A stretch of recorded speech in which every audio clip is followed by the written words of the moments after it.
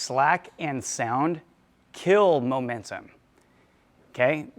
If you want to keep momentum, which typically most kipping movements are, you need to make sure that there is no slack in your body and no sound that's being created because of the movement of your body.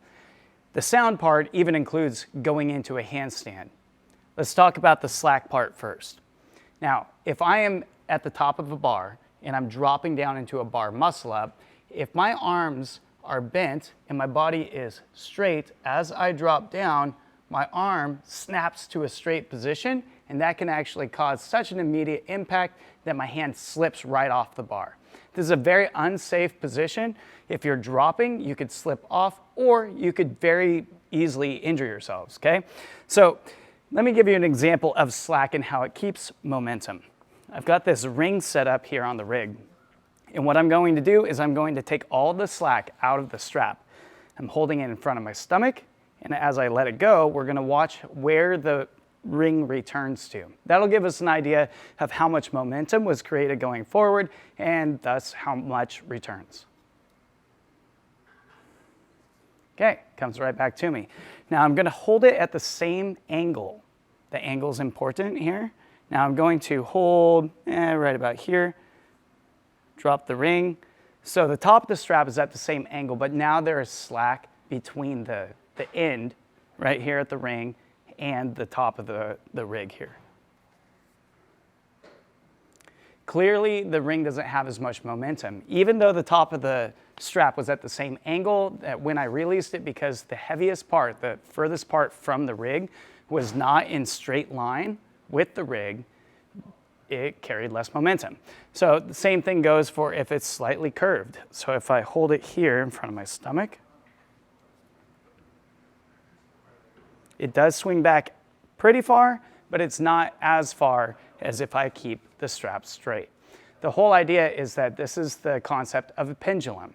The pendulum should swing with no slack from the top to the weights, and that will produce the most efficient amount of swing that you can get. Now, the sound situation, okay? The sound is really important to listen to as well. As a gymnastics coach, I would listen to people running down the vault runway, and you'd hear tap, tap, tap, tap, tap, tap, thump. Every time there was a loud thump in their step, it was actually their body putting more energy into the floor than it would be putting energy going forward. Anytime you hear sound, there is some sort of loss of energy. That is actually what creates the sound, is the energy being gifted into the sound waves. So if somebody's going into a handstand and they go from their feet to their hands, if you hear their hands make contact with the floor, that in itself is a loss of momentum. That noise, that amount of noise, can create a variety of different outcomes for that handstand. When we get to the handstand section, you will hear me say that the hands should hit the ground softly and quietly. And that's the exact reason why.